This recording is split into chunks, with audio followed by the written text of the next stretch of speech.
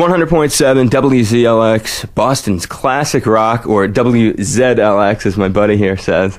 It's Dave Lawrence hosting what is truly a special moment. Joining me is one of the architects of rock. He's the founder of Black Sabbath, their guitarist, primary member for over 30 years, and he's got a mind-blowing solo record that we're going to explore. Tony Iommi. What's up, my man? What do I say to that now? Good to see you, man. Thank you very much, yes. Yeah. We've gotten to chat numerous times over the years. Yeah. One of the fun memories for me was last time when we talked. We was the Sabbath Summer '99 tour, the farewell tour as it was billed. And we talked about your record. At that point, you had done some of the tracks on it. How much was done by the summer of '99? What was in the can by then? Oh, God, I can't remember. We'd done it in different stages, so because basically I had to work around the Sabbath tour. So as soon as we had a couple of weeks break from the tour, I'd go in the studio in LA and put a couple more ideas down, work with somebody. But I say it was very... we had to do it like that until I'd finished the actual tour.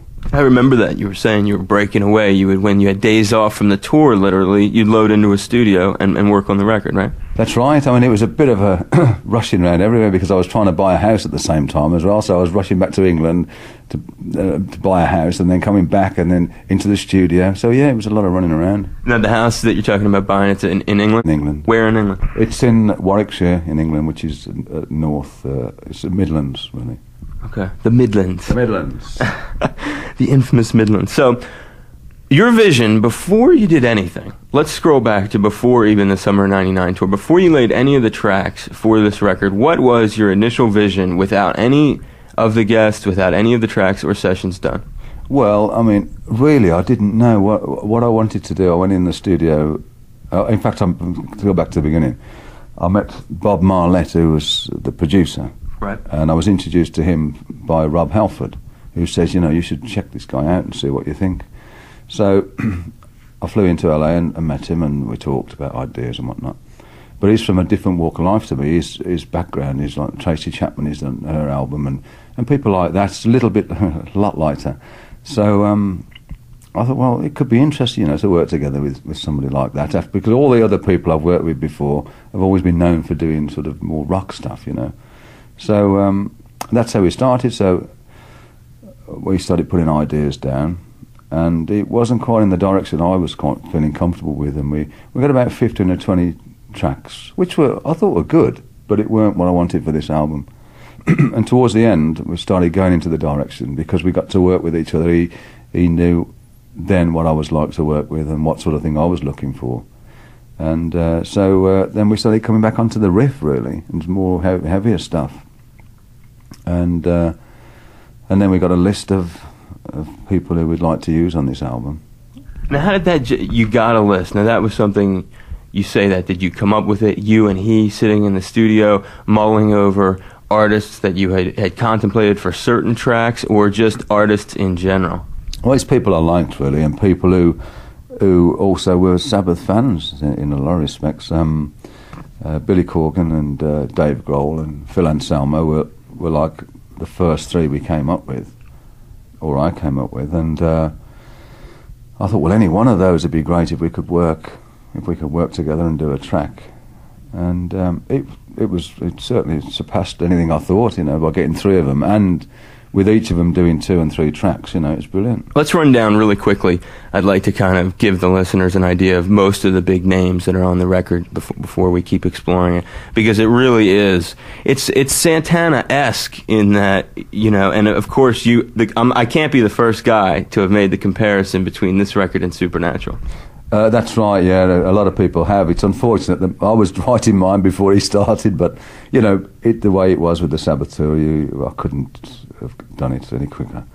But, yeah, they have, yeah. Do you like that comparison? I think it's a nice comparison. Yeah, I think it's good, yeah. God, yeah. I could do with a few 7 Grammys instead of... 21 million copies around the world. Yeah, I know. He hit the lottery with that one. Yeah, I did. Good luck to him. He's been doing it a long time and he deserves it. Do you have any kind of rapport with him? Have you ever met him? I think I met him years and years ago. I went to see Santana with Geezer in New York in 1971 or something like that. What venue was it? The Fillmore? The Fillmore, yeah. Cool. Yeah, I was just talking with Ozzy is a big fan of that record apparently, and I did an interview with Ozzy and Sharon actually when Ozfest was in town recently. They were here for 2 days, and they were both raving about that record, and because Sharon and I were also talking about your project, which I know she handles. It was just it was a natural sort of analogy to make, to look at his record and all the different stars that have come together behind him, influenced by him, inspired by him, and then your album, and it's a very similar kind of patchwork. It's peculiar how we both had the same idea, probably the same time, and he probably had as much problem putting it together by trying to find the people who in between their tours as well, like I did, because it was really hard, because we had to work on a spot where they were off and I was off at the same time, which was bloody difficult. No, I remember you telling me about the frustration of it. So let me run down the list. Here's who we're talking about. Smashing Pumpkins' main core member, Billy Corgan, guitar player, singer, Pumpkins band I've seen quite a few times. I even saw them once in L.A. Dodger Stadium. They opened up for Kiss on Halloween. Yeah, I remember that. Yeah, I remember. Yeah, well, it was just after that, actually, when I got together with Billy, I think. Show? I think so. I think it was then. Either that or I seen him after that, but I know we got together at some point. Yeah. Okay. Queen's Brian May. Great to see him popping up on a couple tracks. Oh, yeah, great player, Brian. I've got to have Brian on. He's one of my oldest friends. Yeah, I know you guys have a major rapport, and we'll get back and we'll talk about Brian May later for sure during this interview. Foo Fighter, ex-Nirvana guy, Dave Grohl, major guy, major player in the modern rock scene, and the song he's doing with you. We were talking before the interview started about he's a good guy. You had fun hanging with him? Oh, great. Oh, he's got so much energy, that guy. I can't believe it. And he's a multi-instrumentalist too, which is very helpful, right? Oh, definitely, yeah. Definitely. Great. Because then he can appreciate the songs from a lot of different angles, as he can play guitar, sings, drums. Absolutely, yeah. He's really very good at all the things he does. Dave Grohl, good guy. Swine. Say that? The lucky swine. Yeah, he's cranking it out. Well, now he's working for you, my man. He's got the song. It's happening. Cult vocalist Ian Astbury is on this thing. A friend of yours? How long you go back with that? Well, I met him in, 85, I think, in London, when he was with the Cult. Comes off like a great crossover track. It's very rock. It's very hard rock. It has a Doors-ish feel. We'll talk about that one later, and we'll get that on as well. Pearl Jam drummer, ex-Soundgarden drummer, Matt Cameron, somebody whose band virtually copied the Sabbath formula, as you and I talked about like 8 years ago when you were on the Dehumanizer tour. I remember we were talking about Soundgarden and how much they, at that time, that's what, I remember you saying to me, you were like, they basically sound like us. I know, it's ironic. It's funny, isn't it, how things work out, really. And again, another nice guy, very obliging, great player. And another guy from Soundgarden involved as well, Ben Shepherd, the bassist. Yeah, we had Ben come in as well, so we almost had the full team, didn't we? You were working it out in there, Seattle style. Billy Idol's on the record. We all love Billy Idol. Yeah. Other guys, Pantera's Phil Anselmo on the record, an obvious choice because everyone knows they're hardcore Sabbath fans, and they've gotten open a number of times for both Ozzy and Black Sabbath. They've almost sort of played too much at the Ozfest. A lot of fans are like, hey, get another band on the bill, because they're always on that bill. But big Sabbath fans, right? They are. They could probably play our set by now, I should think. They've been on that tour that many times. And you know what else they did, which was really a happening cover, was on that Detroit Rock City. You remember that? Did you remember that movie? Yeah. The Kiss movie from last summer? Yeah. They covered Cat Scratch Fever on there, the old Nugent tune, and it came out. It was beefy. They're bloody good. Good band, and I really like them, Pantera. Yeah, no, they're heavy. They're very, very heavy. I've seen them a bunch of times warming up the stage for you. Skin from Skunk and Nancy making an appearance on the record. Yeah, well, I tried to get Skin since I first ever thought of this idea, and I saw her in London, and she said, "Yeah, I'd love to do the project." Then I saw her a year later. We still hadn't done it yet. At the awards, and I said, "You're still going to do this track?" And she says, "Oh yeah, I really want to do it." But it was again getting the time. She was doing major touring at that time. Sure. And then of course when she stopped, I'm on tour, so it was very awkward to lock up. And we finally locked up in London, and she brought a guitar player down, and he played some stuff on it as well. So we got it done then. And fantastic singer. Yeah, adding a whole other dimension. Surge from System of a Down, right, on the record as well? Yes, well, that it was one of the later ones. Surge, when we first started this project, I didn't know who Surge was, quite honestly. I didn't know who the band were. Neither did a lot of people. So I got to know them through as we went on, and and his name come up for doing a track. So we thought, well, yeah, let's have a go. And again, it's such a nice guy, very good, very talented, and very nice and polite, really good. People love you, Tony. They're going to be polite around you. I was totally impressed with all of them. There's not one thing I could say that there's no dirt or anything on anybody. They were so nice people, very, very obliging. No, that's great, man. It's great. Sabbath's Bill Ward, one of my favorite drummers after Cozy Powell and John Bonham in that order, basically. Yeah. He's making an appearance on there on the Ozzy track. Absolutely, yeah. You got Henry Rollins, of course, in the record. Black Flag guy, major DC area popularity. He's a big one, and he's. I remember he did that trailer, that video that promoted the reunion album, right? He had that little, you know what I'm talking about? Yeah, I do. Yeah, that's right. Well, Henry, I mean, God, he's a huge fan. And when we were doing a reunion tour, Henry came over to England for the rehearsals, and he was with us. He stayed with us for 3 weeks. Oh, did he really? He did, yes. And he came to rehearsals every day. And just sat there like a fly on the wall. Like, oh, yeah, he loved it. And I think, don't you get fed up with sitting there listening? Oh, no, man, no, I love it. And we got to know each other quite well and chatting away, and we're talking about my solo project. And I played him a couple of few tracks of stuff I didn't use. Right. And he went, oh, I really like this track. I want to be on this track. I want to sing this track. Oh, that's how that... That's how he got to sing on that track. Oh, I said, sure. I said, well, when we get, we'll hook up in LA and we'll go down to the studio and we'll put it together and then sing on it. And he did. It's a rocker. I'm less familiar with that. I'm just getting familiar with that one. Yeah. But and one other guy, real quick, before we jump into some music here. We've already mentioned that Ozzy's on it. There's a great drummer that I don't think he gets enough acknowledgement, and he's on the Billy Corgan track, Black Oblivion. That's Kenny Aronoff. Oh, Kenny Aronoff's brilliant. And, God, we put him through his paces that day, I tell you. And he's, just for people's knowledge out there, Mellencamp's longtime drummer. He's done Fogerty recently. He's really, which adds another. You were talking about bringing in Bob Marlette and a different kind of feel to the project. Yeah. So does Kenny, right? Yeah. It was actually Billy Corgan who brought him in. Right. He does pumpkin gigs sometimes too. Yeah. So I thought, great, this is working out really good. And we actually started off that day with nothing at all. And by the end of the day, we had the track. But Kenny, God, we changed it so many different times.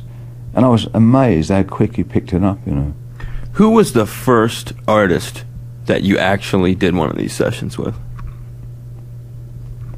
I think it was Henry. I think Henry done the first... Because that was back in '97, right?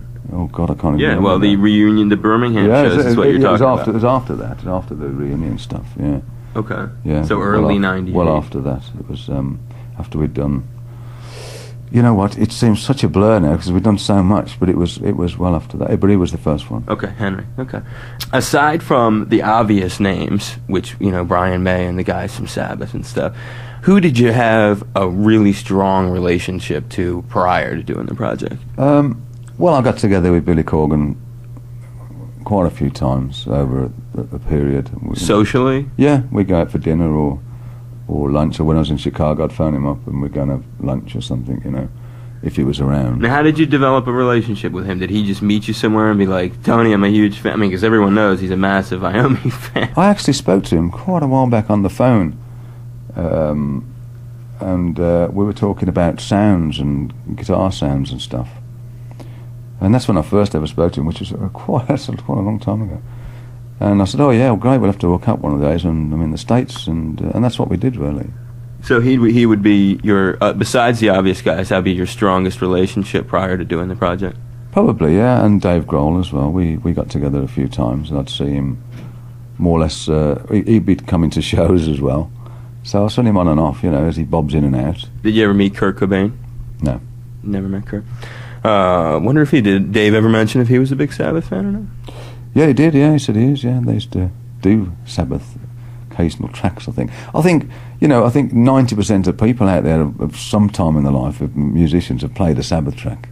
Yeah, so he did, he's told me a few stories, but I'll let him tell you that. No, So who would you say, when I look at the record, if there's 10 tracks on the record, most of the music, 90% of the music is out of your head, correct?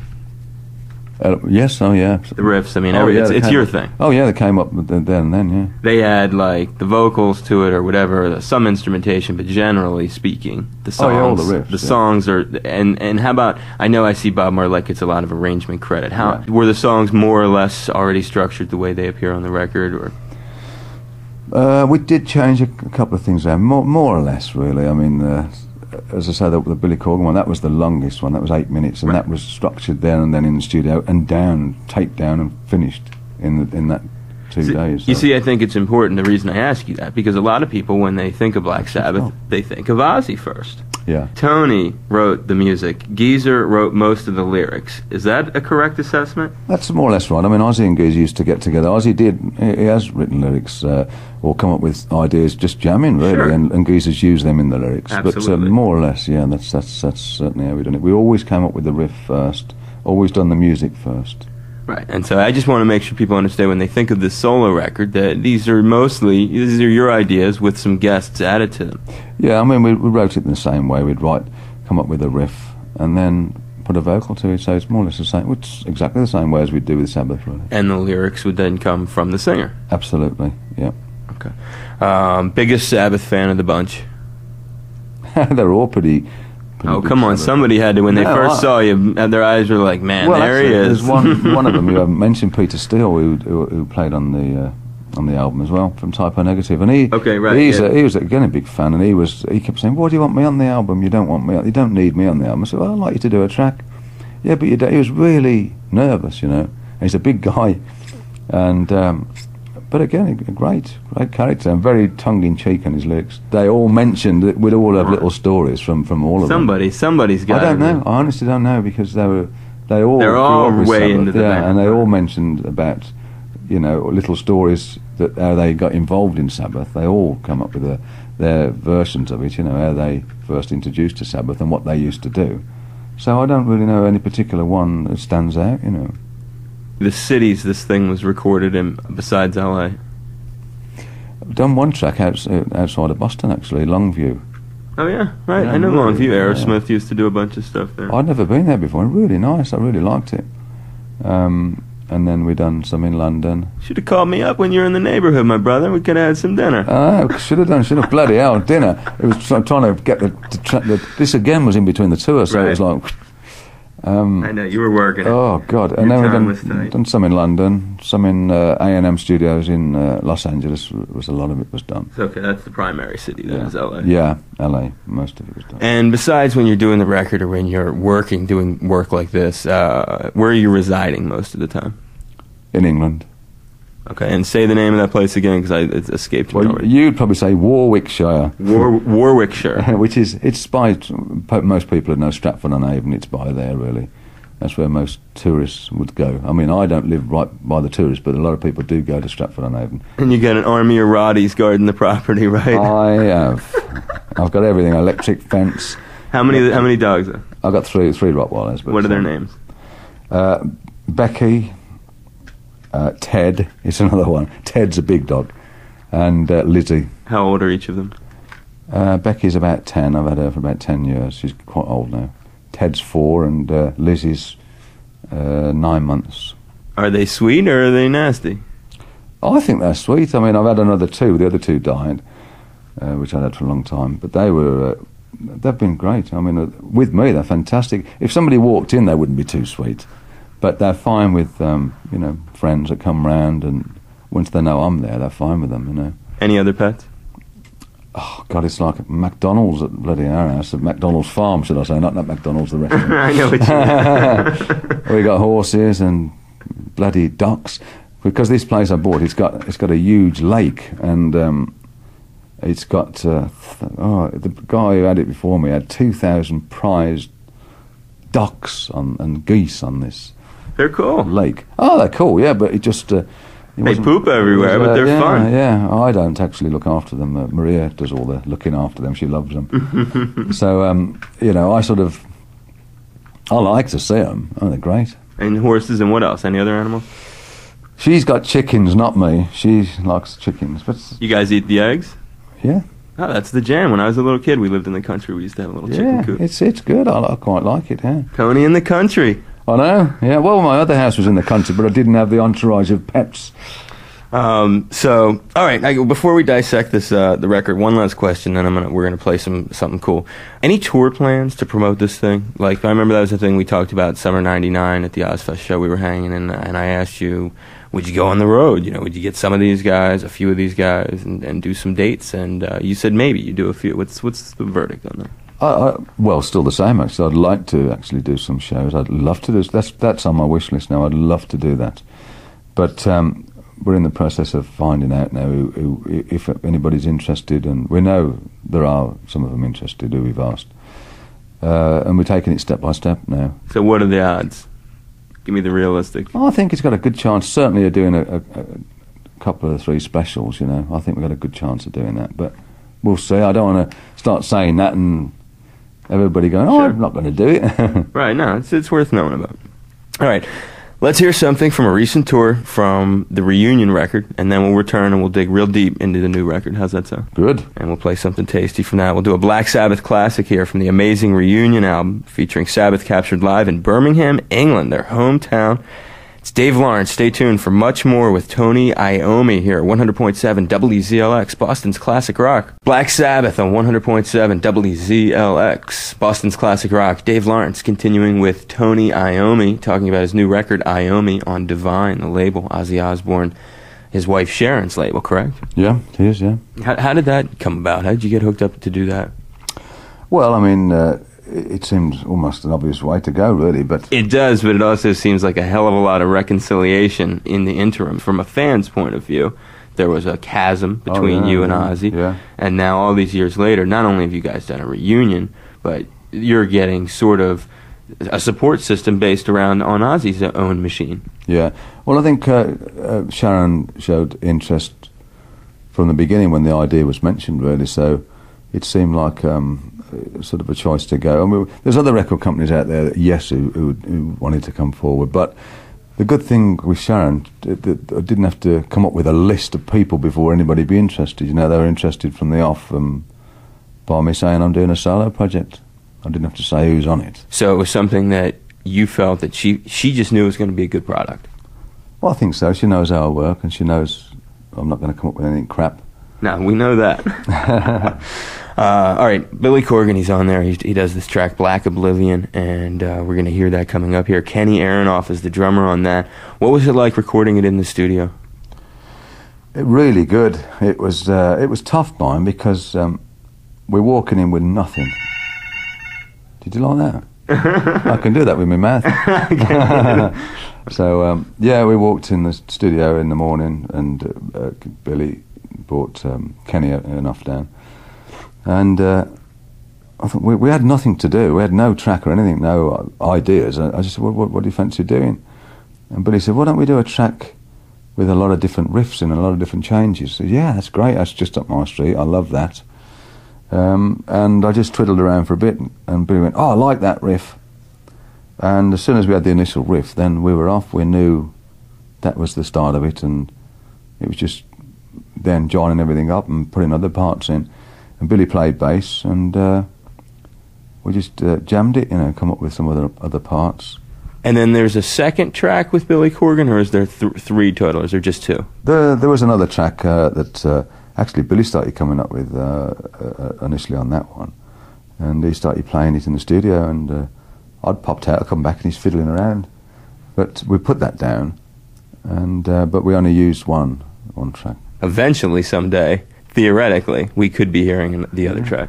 Billy might put it out on his album. Right, that's what I mean. So something cool that I wanted to tie into the picture, I was taking a look at Kenny Aronoff's extensive bio. I mean, this guy's played with everybody from like Elton John to Neil Diamond to B.B. King, I noticed. And B.B. King just played a show the other night in Boston. It was B.B. King, Buddy Guy, Coco Taylor, all on one bill. I wouldn't have gone. You wouldn't have gone? Stop it. Come on. No, that's great. I would have liked to have gone, yeah. Hey, have you ever seen BB? No, I haven't actually. I've never actually been to one of his shows. You like him? I do, yeah. I like his stuff. You got his records at home? I did have. I don't think I have now, on record anyway. A Buddy Guy? I would have had his as well. A lot of my actual record collection has disappeared. and it's all like CD now, but I haven't actually redoing that sort of stuff. But I did have loads of old blues stuff. I just have never ever asked you about B.B. King before, and it was seemed when I was watching the show, and then we were hanging with him after the show, and he's the most humble guy in the world. He's 74 years old. I don't have to tell you, he's done it all. Yeah. And he's just so mellow and easygoing, and I was like saying, man, I know I'm going to be talking to Tony. I wonder what you would call him an inspiration? Oh yeah, I think he's been an inspiration for a lot of people. Yeah, absolutely. I mean, for me anyway, a lot of the blues players were an inspiration. Whoever they were, without even the ones that didn't get recognition, didn't get a name. I liked it because it was doing something from the heart, you know. I know you're a Muddy Waters fan as well, right? Yeah, I like 99% of them. So yeah, I just wanted to draw that in because I think it's cool when you're working a session like you did with the Corgan track. You got Kenny Aronoff in there. He's bringing a whole different texture to what you've done. He did, and a really cracking player, really good player, very precise player. Let's give it a listen here. It's Black Oblivion from the brand new Tony Iommi solo album Iommi. Special guest Billy Corgan of the Smashing Pumpkins. Stay tuned. I'll be back with Tony Iommi and much more from his new album right here at 100.7 WZLX, Boston's classic rock. Billy Corgan with Black Sabbath's Tony Iommi and Black Oblivion from Iommi. It's Dave Lawrence and my special guest Tony Iommi, 100.7 WZLX, Boston's classic rock, and we are exploring this amazing album together, which is Tony's first real solo record. Yes, it is. It took a long time, didn't it? It did, and back in, I guess it's 86 that Seventh Star came out, and at the time, wasn't that going to be something of a solo record, and then it was labeled a Black Sabbath record? Well, funny enough, at the time, what that album was going to be when I first started doing that was the same idea as what we'd done here. I wanted to use different vocalists on it, but it was so difficult at that time to put that together because in them days, it was, even just back then, it was so hard for people to exchange and play on somebody else's album. You know, it was like, oh no, I don't do that, you know.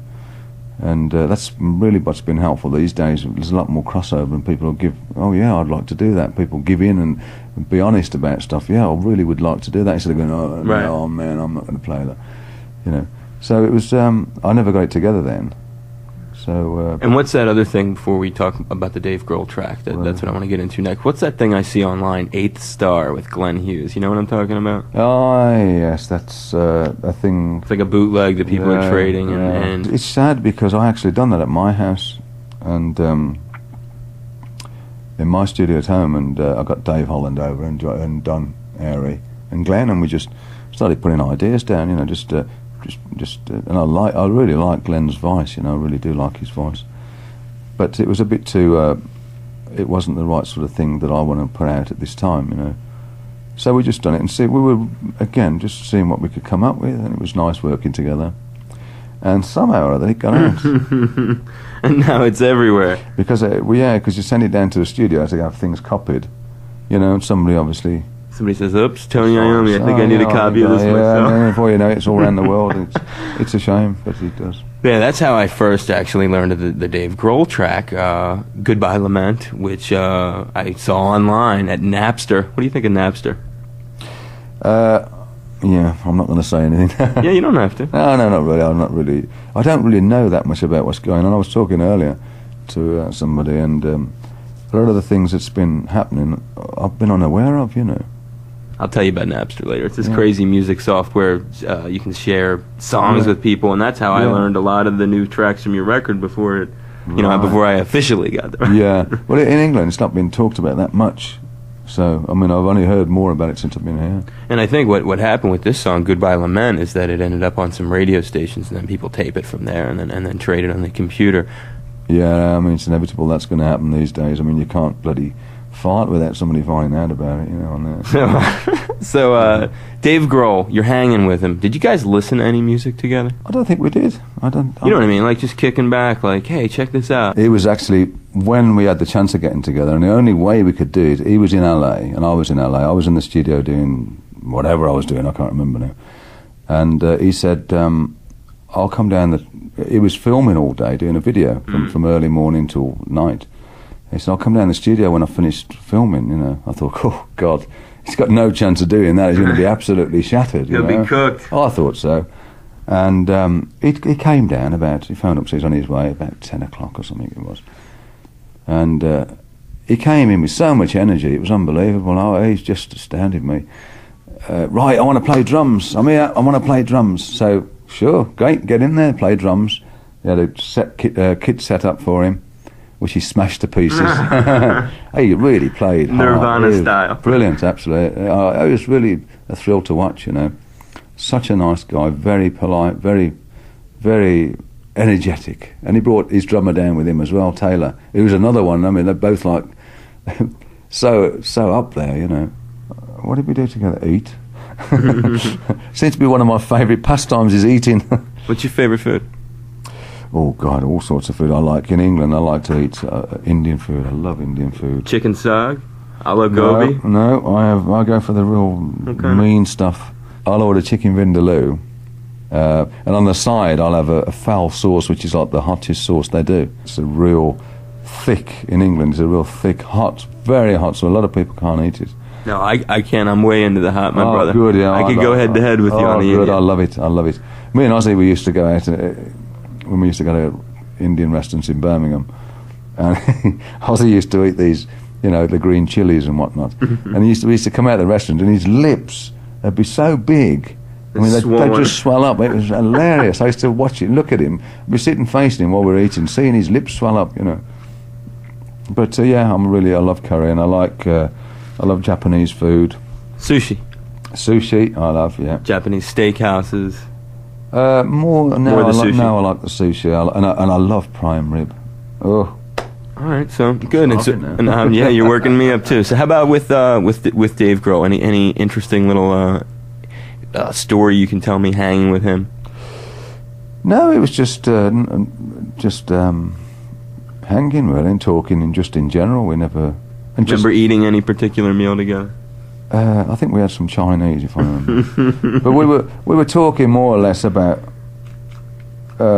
old Sabbath stuff, you know, Sabbath stories, or he's like me. He's milking you for the old ones. Yeah, we talk about Sabbath stories, or his, you know, things with Kurt and stuff like that. So just general chat, you know. That's cool. It's a fabulous track. Let's play it now. It's Goodbye Lament, featuring Dave Grohl. It's also got Brian May on it. We'll talk about Brian May later. It's all from Tony Iommi's Iommi, his brand new solo record. We'll be back with more music and conversation with Tony. It's Dave Lawrence and 100.7 WZLX, Boston's Classic Rock. It's 100.7 WZLX, Boston's Classic Rock. Dave Lawrence with Tony Iommi, spending some time previewing his brand new album Iommi and enjoying some classic Sabbath as well. And we're going to do Ian Astbury's contribution to the record, which is Flame On, coming up here. You mentioned earlier, you first hooked up with Ian, did you say 85? I met him in 85, yeah, and I hadn't seen him then for years and years, and we were in, again, A&M Studios, and Ian had some contact with Bob Marlette, and I think he asked if he could do a track, or if we'd be interested in him doing a track on the album. And Bob asked me, I said, great, I'd love him to, you know. So Ian came down the studio, and off he went. A nice guy, actually. Very nice guy, and really sang great, I thought. And Matt Cameron, how did you end up putting him on the drum kit for this one? Just picked him up and sat him there. Why him? I like his playing. But I'd never met him until we actually started this project. And again, a really nice guy. I really like him. I like his playing. Brian May is on this track as well. Is that correct? I've got nothing to say about him. I hate him. It was funny how I got him on, actually, because we've always talked about playing. He's played on a couple of things with me before. And he phoned me up, and I was in LA. And we're talking away, and I said... we were talking away for about, I don't know, half an hour, 40 minutes or something, and I said, oh yeah, right, where are you anyway? He said, I'm in LA. I said, well, bloody hell, why don't you just come round then instead of phoning me up? Get the hell over get here. Together, you know. I didn't realise, I thought he was in London, you know. So I said, all right, come round. Actually, I went round to his house, I think. And I went round to see him, and then I said, have you got your guitar? He says, no, I haven't got it. I said, well, I'll get your guitar. Get down the studio tonight, you're playing. That's awesome. Would you just throw him on SG? And yeah, we got him on SG, and off he went. He's great. He's a fantastic player. I love his playing, and he's a great friend. How long does that friendship go back? Oh, God. It frightens me to think. It's quite a long time. almost as long as we've been together with Sabbath, really. It's probably getting up there for 30 years. Did Queen and Sabbath ever share the same stage at a concert other than by the transcontinental Live Aid experience? No, we didn't. I'd often have Brian jump up on stage with me in a couple of things. He's never actually played with the original Sabbath, but I've had him get up and play with when we had Dio. How friendly is Brian with the other guys in Sabbath? The original guys. He's yeah, they all know him and stuff because he used to come down to the studio quite a lot. And what about Freddie? No, not Freddie so much. No, never. Were you friendly with Freddie? Not that much. No, Freddie. Every time I go and see Brian, Freddie was very rarely there. I'd either go down to see Brian in the studio, or Brian would come and see me, or I'd go to Brian's house. So you wouldn't really see Freddie that much, you know. You don't have any good Freddie stories you can tell me, him backstage? I don't. Nothing? None. All right, I know Freddie's an illustrious one with the partying. Yeah, well, I know a few of them partiers. and you did a magnificent job at the tribute to him too. I know I myself was a little bummed out because they weren't giving you enough screen time in America with that. But so you were on stage doing the track with Roger Daltrey was out there, right, when you were up doing that? Yeah, I done one with Roger and someone else, Elton John. Elton John, right? And maybe one at Bowie. Yeah, two more now. I did one with Metallica. Metallica, yeah, well, yeah. And what's his name? I forgot the name now.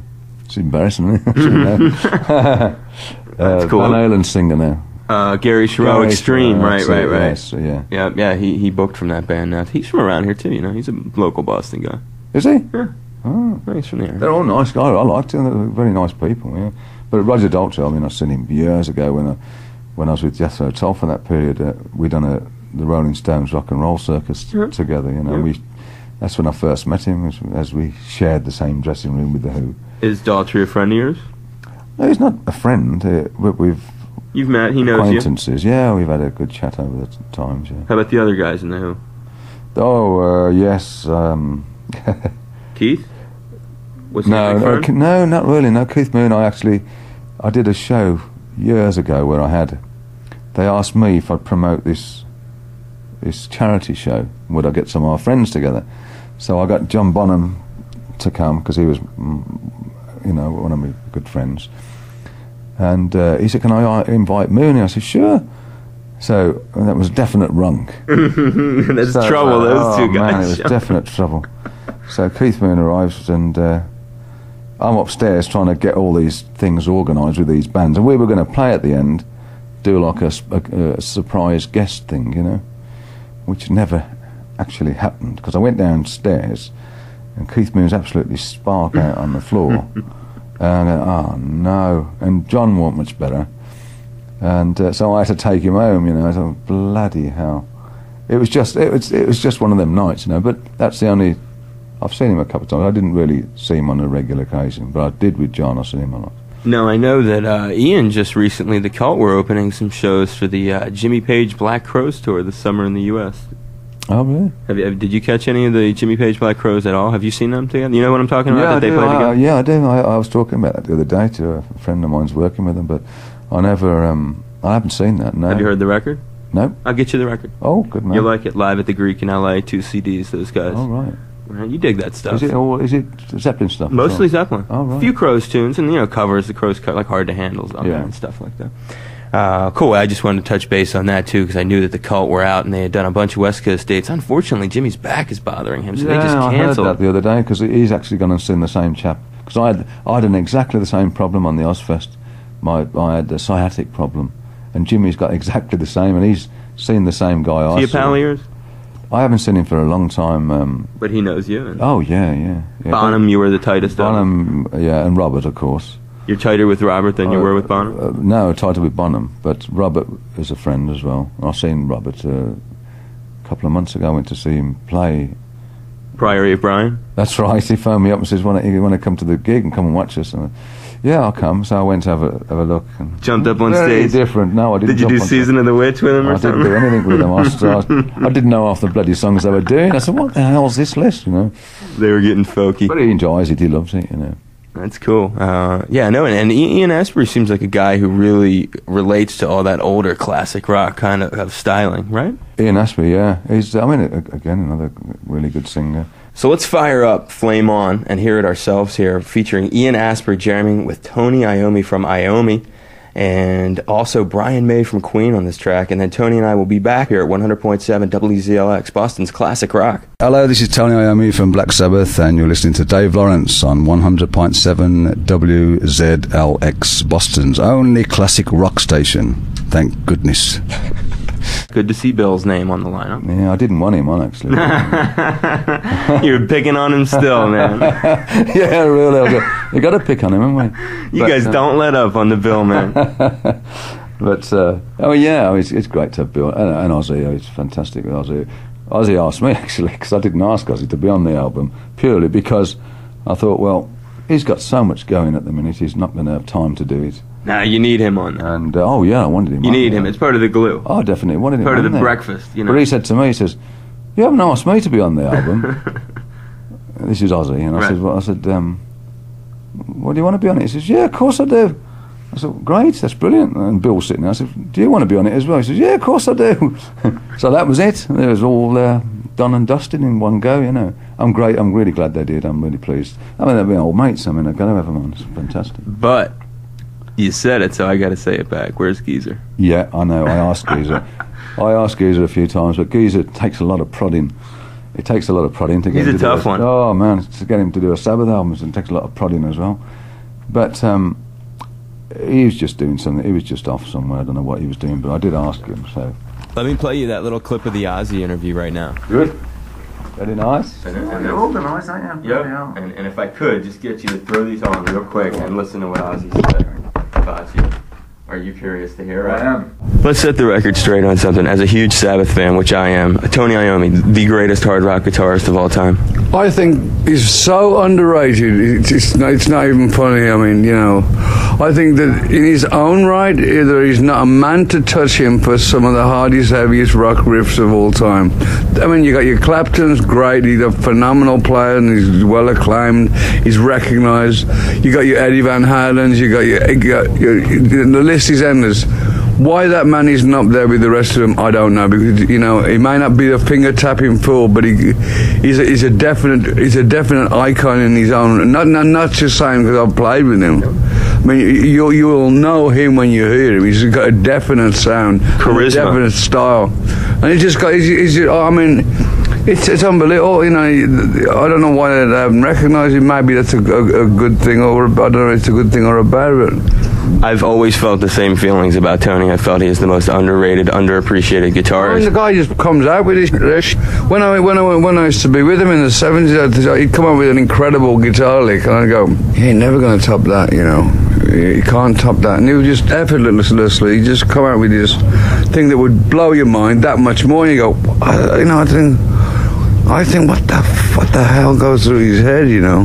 That he comes up with Considering that his fretboard fingers plays with false fingertips, how do you do it? You know, the guy's a genius. That's it. What do you think of that? Good.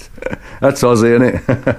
He loves you, man. He's great. Yeah, fantastic. Hi, this is Ozzy Osbourne with Dave Lawrence, and you're listening to 100.7 WZLX, Boston's classic rock. We all love Billy Idol, and of course saw him recently in the States, a few years back now, but it's about his most recent work coming through. He did the Who Quadrophenia tour, which was a lot of fun. Did you catch any of that? I didn't actually, no. He and Gary Glitter on that. Yeah, I'd like to have seen that. You know, Billy, again, is a great artist, and it was a total fluke how we managed to get together on this again. The same thing as with Ian Astbury, the same kind of thing. He wanted to have a go on the track, you know. And he came over to the house when we were in LA, Bob Marlet's house, and we played him a couple of ideas of riffs, and I want to go with this one. And we put the song together. He says, "Can I take it home and work on some lyrics?" And which he did, and came back the next day, sang something, took it back, worked on some more lyrics, and brilliant. It was really very again, very good. And then we wrote another song with Billy.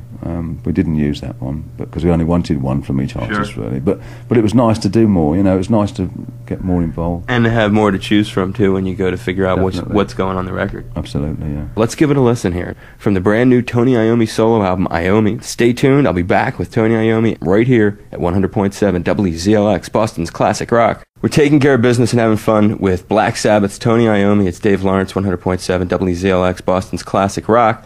I couldn't get out of here without talking to you a little bit about Black Sabbath.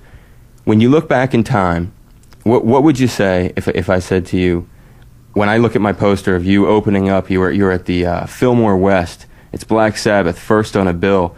And I think it's like Arthur Lee and Love, and I forget who was in the middle, and then James Gang in the middle, Sabbath, first band on the bill. All these years later, it's the year 2000. It's 30 years after those gigs, which were November of 1970 that you were doing that gig, Fillmore West. What goes through your mind when you look back to that? Do you remember those gigs? I do, yeah. What goes through my mind is, bloody hell, I'm getting old. Yeah, it was great, actually. I really enjoyed it. I thought the old Fillmores were really good. I did like those venues. And we've done that a few times, the Fillmore. We've done it with Mountain as well. And then we started headlining ourselves just shortly after, so we weren't over here that long supporting. One of my other favorite Sabbath moments that I like to just hone in on and see if you can recall it, 1976, Madison Square Garden, New York City. Frank Zappa comes on stage and does two different raps. Both of these are captured on a bootleg. He's like telling the crowd to mellow out, Sabbath's coming out in a little while, and then as Superstar is playing in the background, he introduces Black Sabbath. Do you remember that? I do. What was the occasion? I can't remember what it was, but I know Frank he liked Sabbath. Certainly his favourite one was, what was his favourite one? Supernaut was his favourite one. He really liked that, and I went to see Frank actually when they played in England, and he played Iron Man. Is he a friend of yours? Yeah. I like Frank. He's helped me out a few times, as a matter of fact, when I was looking for a bass player when Geezer left, and we had Dio, and I phoned Frank up, and he says, "Oh, use my bass player." So I went over there, and we had a chat, and he was a nice guy, as are all the family. Yeah, God bless him. Yeah, and I know Ozzy's done work with Dweezil, and he's been in videos and stuff. When I think about Sabbath records, I know that something that's glaringly missing, something we need desperately, is a Sabbath box set proper in America with unreleased stuff, alternate tracks. Are we going to get that? Maybe. I mean, it's, again, record company-wise and stuff, I think we should. It'd be nice to have a nice, complete set so you can have all that. I'd like one myself. So hopefully. Someday down the road. But now we have the Iommi. We do. I want to make that into a box set. No, absolutely. No, it's a fabulous record. And it's been a pleasure getting to talk to you one more time, after all these years. And I appreciate it, dude. It's been a lot of fun. Thank you, Dave. That's great. It's a real treat, and I hope that you just remember when this thing, if you get some gold and you get some platinum from this baby, remember your boy Dave Lawrence in Boston. Thanks, man. It's 100.7 WZLX. Dave Lawrence, Tony Iommi. Go get the new Iommi records, Boston's classic rock.